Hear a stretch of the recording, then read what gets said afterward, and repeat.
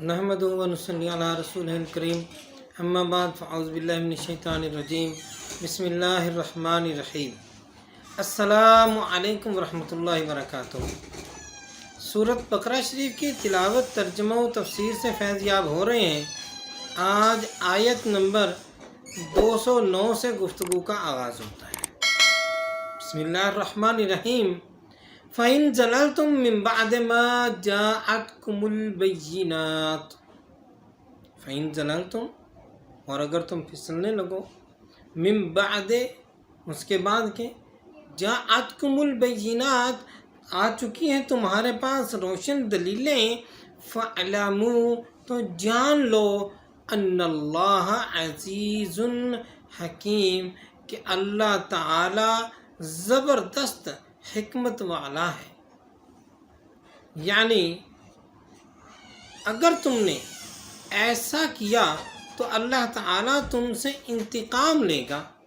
वो अज़ीज़ है, सब पर गालिब है, कोई उसके हुक्म के सामने दम नहीं मार सकता। लेकिन उसका हर फ़िअल हिकमत पर मबनी होता है। अगर उसकी हिकमत का तकाजा ये हो कि उसकी सरकशी को भी ढील देनी चाहिए और तो वो ढील देता है, और अगर उसकी हिकमत का तकाजा हो कि अब ढील नहीं देनी चाहिए, फ़ौरन पकड़ लिया जाए, तो फिर उसे पकड़ लेता है। इसीलिए अज़ीज़ के साथ हकीम का भी जिक्र फरमाया कि अन्नल्लाह अज़ीज़ुन हकीम, कि अल्लाह ताला ज़बरदस्त हिकमत वाला है।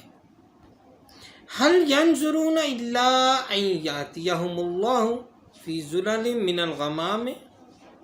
हल यंजुरून, क्या वो इस बात का इंतज़ार कर रहे हैं, इल्ला अन यातियहुमुल्लाहु, कि आए उनके पास अल्लाह ताला की तरफ से, फ़ी ज़ुललिम मिनल गमाम, अज़ाब छाए हुए बादलों की सूरत में, वल मलाइकतु, और फरिश्ते, व कुज़ियल अम्र, और फैसला ही कर दिया जाए, व इलल्लाहि तुरजउल उमूर, और आखिरकार अल्लाह ही की तरफ लौटाए जाएंगे सारे मामलात। तो इस आयत में बज़ाहिर आने की निस्बत अल्लाह ताला की तरफ की जा रही है, लेकिन आना जाना जिस्म की सिफ़तें हैं और अल्लाह ताला जिस्म और उसकी सिफ़तों से पाक और मुनज़्ज़ह है। इसके मुताल्लिक़ उलमाए सलफ़ की मुत्तफ़िक़ा राय ये है कि ऐसी तमाम आयतें मुतशाबिहात में से हैं और इनका सही माना अल्लाह और उसके रसूल सल्लल्लाहु अलैहि वसल्लम ही बेहतर जानते हैं। सल बनी इसराईल कम अतैनाहुम मिन आयतिम बय्यिना। आप पूछिए बनी इसराइल से, कम अतैनाहुम मिन आयतिम बय्यिना, हमने इन्हें कितनी रोशन दलीलें इनायत फरमाई।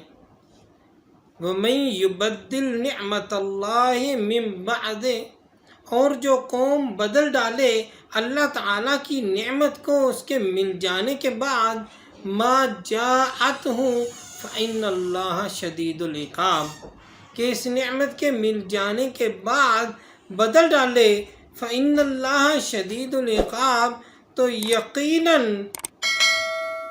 अल्लाह ताला उस कौम को सख्त अजाब देने वाला है।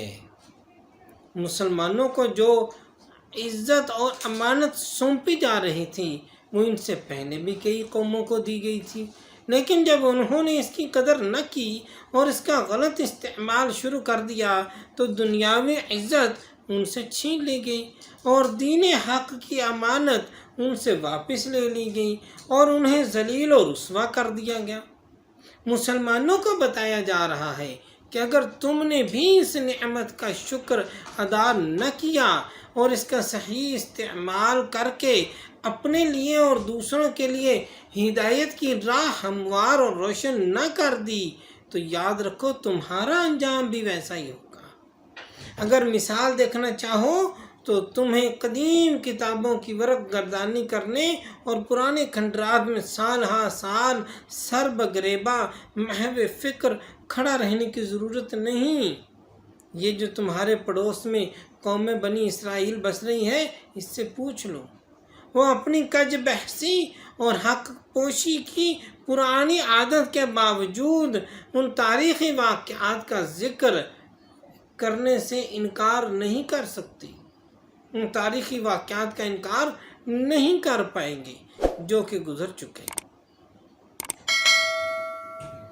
زُيِّنَ لِلَّذِينَ كَفَرُوا الْحَيَاةَ الدُّنْيَا، زُيِّنَ آراستہ کر دی گئی ہے، لِلَّذِينَ كَفَرُوا کافروں کے لیے، حیات الدنیا، الحیات الدنیا، دنیا کی فانی زندگی، وَيَسْخَرُونَ مِنَ الَّذِينَ آمَنُوا اور مذاق اڑاتے ہیں یہ ایمان والوں کا، وَالَّذِينَ اتَّقَوْا حالانکہ پرہیزگاروں کی شان فوقہم یوم القیامہ بلند ہوگی ان سے قیامت والے دن۔ کیسی اہم بات بتلائی جا رہی ہے۔ کافر سے مراد یہاں صرف اللہ اور رسول صلی اللہ علیہ وسلم کا منکر نہیں، بلکہ انکار نعمت اور احسان فراموشی کرنے والا بھی مراد ہے۔ یعنی جب انہوں نے ہدایت کے انعام کی قدر نہ کی تو ان کی نظریں حقیقت سے پھر کر دنیا کی زیب و زینت میں گم ہو کر رہ گئیں، اور وہ الٹا ان لوگوں کا مذاق اڑانے لگے جو حق کی خاطر ساری عیش و عشرت کو چھوڑ دیتے تھے اور افلاس اور تنگی پر قانے ہو گئے تھے۔ قیامت کے دن جب حقیقت سے پردہ اٹھے گا تو پتہ چلے گا کہ یہ مسکین لوگ جنہیں تم حقیر سمجھتے تھے، مالک حقیقی کے نزدیک کتنی عزت و کرامت کے مستحق ہیں۔ واللہ یرزق من یشاء بغیر حساب، اور اللہ تعالی روزی دیتا ہے جسے چاہے بے حساب دیتا ہے۔ کان الناس امۃ واحدۃ، سب لوگ ایک ہی دین پر تھے شروع میں۔ فبعث اللہ النبیین مبشرین، اور پھر جب ان میں اختلاف پیدا ہو گیا تو اللہ تعالیٰ نے بھیجے اپنے انبیاء خوشخبری سنانے والے، وہ منذرین اور ڈرانے والے، وانزل معہم الکتاب اور نازل فرمائی ان کے ساتھ کتاب، بالحق برحق، حق کے ساتھ، لیحکم بین الناس کہ لوگوں کے درمیان فیصلہ کر سکے، لوگوں کے درمیان فیصلہ کرنے والی، فیما اختلفوا فیہ، اس بات پر جس میں وہ لوگ جھگڑنے لگے تھے، وما اختلف فیہ الا الذین اوتوا من بعد ما جاءتهم البینات بغیا بینہم، اور کسی نے اختلاف نہیں کیا اس میں بجز ان لوگوں کے جنہیں کتاب دی گئی تھی بعد ازاں کہ آ گئی ان کے پاس روشن دلیلیں، ما جاءتهم البینات، ان کے پاس آ گئی روشن دلیلیں، بغیا بینہم، وجہ کیا تھی؟ ایک دوسرے کے ساتھ حسد، فہد اللہ، پس اللہ تعالیٰ نے ہدایت بخشی، الذین آمنوا، ان لوگوں کو جو ایمان لے آئے، لما اختلفوا فیہ من الحق بإذنہ، ان سچی باتوں پر جن میں وہ اختلاف کیا کرتے تھے اپنی توفیق سے، واللہ یہدی من یشاء الی صراط مستقیم، اور اللہ تعالیٰ ہدایت دیتا ہے جسے چاہتا ہے سیدھے راستے کی طرف۔ یہ لوگ اپنی وافر دولت، ساز و سامان، جاہ و جلال کو دیکھ کر دل میں سوچنے لگتے ہیں کہ ہم پر ہی اللہ کی نظر عنایت ہے، ہم ہی وہ لوگ ہیں جن کو اللہ تعالیٰ نے اپنے فضل و کرم کے لیے چن لیا ہے۔ ایسے لوگوں کو بتایا جا رہا ہے کہ دولت کی کثرت، مقبولیت اور ان کی موجودہ دولت اور کیفیات قرب خداوندی کی دلیل نہیں ہیں۔ رزق کی کمی بیشی گمراہی اور ہدایت کا معیار نہیں ہے۔ اپنے دل کی گہرائیوں پر نظر ڈالو، اپنے اعمال کا جائزہ لو، تمہیں حقیقت روز روشن کی طرح دکھائی دینے لگے گی اور تمہیں پتہ چلے گا کہ اصل میں کون ہے۔ اور باقی تم یاد رکھو، قیامت کا دن آئے گا، آج کی جو مسکین ہیں، جن کو تم برا، کمزور، گھٹیا، عام، سادہ سمجھ رہے ہو، یہی لوگ قیامت والے دن باعزت، بامقام، اعلی رتبے والے ہوں گے۔ پھر تمہیں پتہ چلے گا اصل بات کا، اصل حالت کا، اصلیت کا۔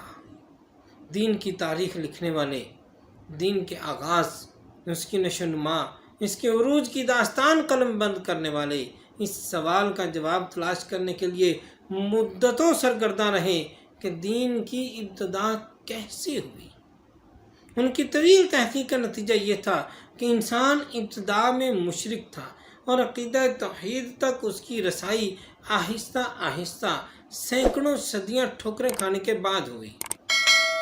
قرآن بتاتا ہے کہ ایسا نہیں ہے، بلکہ انسان اول آدم علیہ السلام موحد تھا، شرک سے اس کا کوئی سروکار نہ تھا، اور عرصہ دراز تک اس کی اولاد عقیدہ توحید پر ثابت قدم رہی۔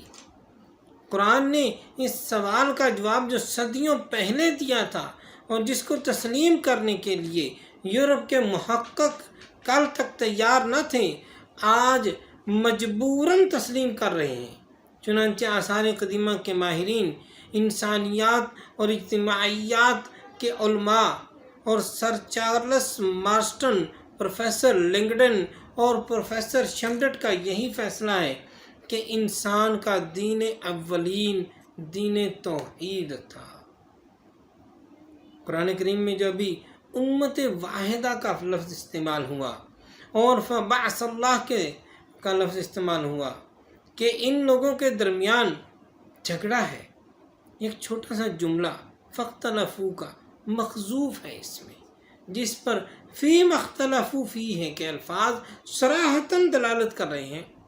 اب آیت کا مطلب بالکل واضح ہوتا ہے کہ پہلے مدت دراز تک ایک ہی امت بنے رہے، بعد میں جب نسل انسانی بڑھی تو لوگ اپنے مزاجوں اور طبیعتوں کے اختلاف کی وجہ سے آپس میں جھگڑنے لگے اور اولاد آدم مختلف ٹولیوں اور گروہوں میں بٹ گئی۔ بھٹکے ہوں کو راہ راست پر لانے کے لیے، اختلاف کی آگ کو بجھانے کے لیے اللہ تعالیٰ نے انبیاء کرام کو مبعوث فرمایا اور ان کو آسمانی کتابیں عطا فرمائیں۔ انبیاء کرام نے اپنے وعظ و نصیحت کے ذریعے سے